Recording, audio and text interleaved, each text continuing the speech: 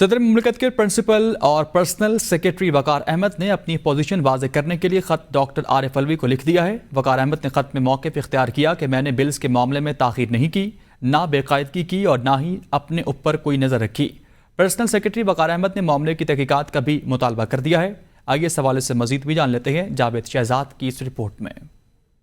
صدر مملکت کے پرسنل سیکرٹری وقار احمد نے ڈاکٹر عارف الوی کو بھیجے گئے خط میں کہا ہے، آفیشل سیکرٹ ترمیمی بل 8 اگست کی شام آفس بند ہونے کے بعد ایوان صدر کو موصول ہوا۔ آفیشل سیکرٹ ترمیمی بل 9 اگست کو صدر مملکت کو بھجوایا گیا۔ صدر مملکت ان دونوں بلز پر حقائق اچھی طرح جانتے ہیں، میں حلف پر بیان دینے کو تیار ہوں۔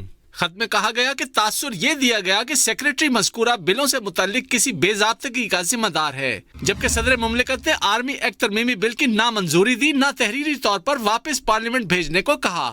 مذکورہ فائل 21 اگست تک سیکریٹری آفس میں واپس نہیں بھجوائی گئی۔ صدر سے درخواست کرتا ہوں کہ وفاقی تحقیقاتی ادارے FIA یا کسی بھی ایجنسی سے تحقیقات کروا لیں۔ اگر کسی نے کوتاہی کی ہے تو ذمہ داری ڈالی جائے۔ اگر سپریم کورٹ یا کسی عدالت نے بلایا تو میں ریکارڈ کے ساتھ جا کر حقائق بتاؤں گا۔ میں نے ایوان صدر کے دفتر کے وقار کو کم نہیں کیا۔ خط میں مزید کہا گیا کہ حقیقت یہ ہے کہ فائلز اب بھی صدارتی چیمبر میں موجود ہیں۔ صدر کا سیکرٹری کی خدمات واپس کرنے کا فیصلہ انصاف پر مبنی نہیں۔ صدر نے آرمی ایکٹ اور آفیشل سیکرٹ ایکٹ پر کوئی تحریری فیصلہ جاری نہیں کیا۔ صدر مملکت نے میری خدمات واپس کر دیں، لیکن میں حقائق سامنے رکھنا چاہتا ہوں۔ وقار احمد نے یہ بھی لکھا کہ صدر مملکت سے درخواست ہے کہ میری خدمات واپس کرنے کا خط واپس لیں۔